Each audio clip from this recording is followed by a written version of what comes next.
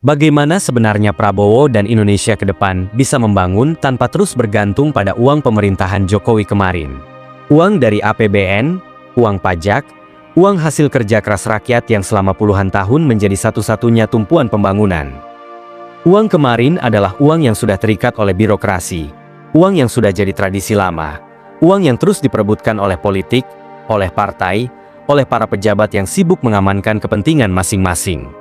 Dan disitulah pertanyaan besar kita muncul. Apakah Indonesia harus terus berjalan dengan pola yang sama? Apakah kita tidak bisa mengambil langkah yang lebih berani, lebih kreatif, lebih mandiri untuk membangun negeri ini tanpa harus mengulangi pola lama yang selalu membebani rakyat? Sejak dulu kita percaya bahwa membangun negeri harus memakai APBN, memakai pajak, memakai dividen BUMN, memakai anggaran kementerian dan kas daerah. Inilah uang yang disebut sebagai uang kemarin. Uang masa lalu, uang yang sudah kotor oleh proses politik, oleh rebutan proyek, oleh permainan kepentingan yang kadang tidak berpihak pada rakyat. Setiap perubahan rezim, setiap pergantian pejabat, uang kemarin ini selalu menjadi ajang pertarungan. Dan pertanyaannya, sampai kapan kita bergantung pada sumber seperti ini? Sampai kapan rakyat harus menanggung beban pajak yang ditarik dan ditarik lagi? Padahal kekayaan Indonesia jauh lebih besar daripada sekadar angka APBN. Disinilah menariknya membaca langkah-langkah Presiden Prabowo. Saat beliau menggantikan Ibu Menteri yang selama ini dikenal sangat patuh pada pola kebijakan IMF, lalu menghadirkan Menteri Kobau bernama Purbaya. Itu bukan sekadar pergantian jabatan. Itu adalah tanda bahwa arah kebijakan sedang disetel ulang. Ada hal besar yang sedang disiapkan. Dan bagi siapapun yang memperhatikan secara lebih dalam, langkah ini bukan kebetulan. Lihat saja langkah awal Pak Purbaya yang langsung menggemparkan publik dengan menolak hegemoni oligarki finansial. Suaranya lantang, argumennya tegas, dan masyarakat menyambutnya dengan tepuk tangan.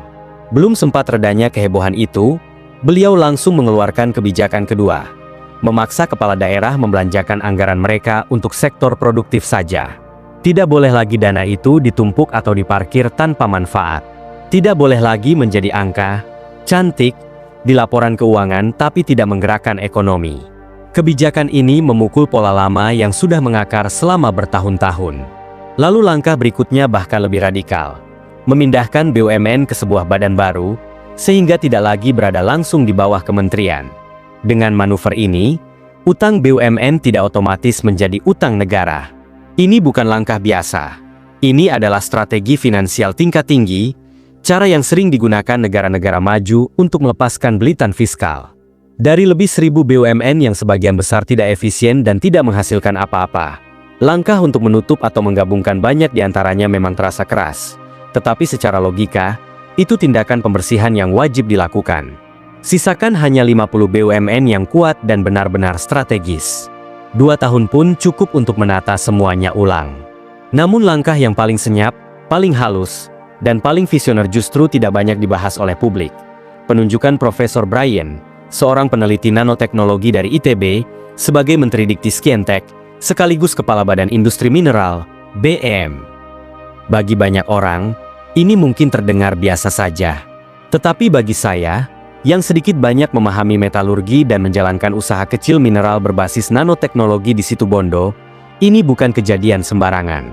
Ini adalah sinyal bahwa fondasi ekonomi Indonesia sedang digeser ke arah yang sama sekali baru.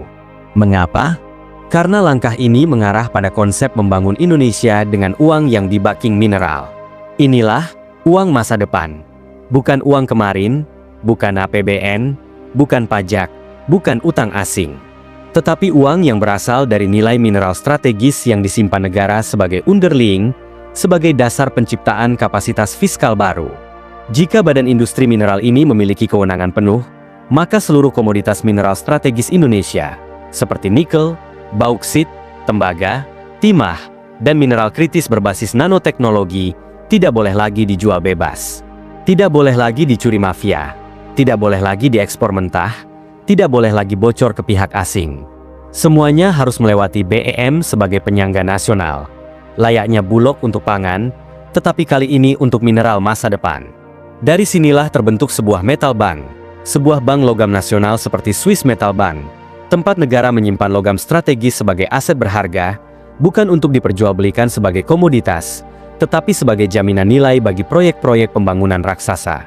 Aset mineral itu kemudian menjadi underling bagi APBN baru, bukan APBN pajak, tetapi APBN yang dibangun oleh nilai kekayaan alam Indonesia sendiri. Bayangkan apa artinya. Indonesia bisa membangun tanggul raksasa di utara Jawa tanpa menunggu pinjaman luar negeri.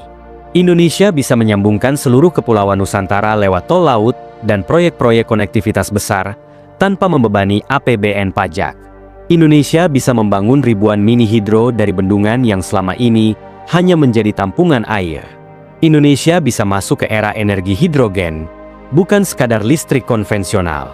Indonesia bisa mengubah pupuk vulkanik menjadi industri bernilai tinggi. Indonesia bisa menggunakan kekayaan laut, pulau, air, dan mineralnya untuk menciptakan kedaulatan ekonomi baru. Karena pada hakikatnya, Indonesia memang raja. Raja air, raja mineral, raja laut, raja pulau, raja energi terbarukan, raja pupuk vulkanik. Dan ketika semua potensi itu bersatu dalam satu sistem finansial yang terstruktur, Indonesia bukan hanya mandiri, tetapi bisa menjadi pusat ekonomi dunia, setidaknya menjadi kekuatan utama di ASEAN.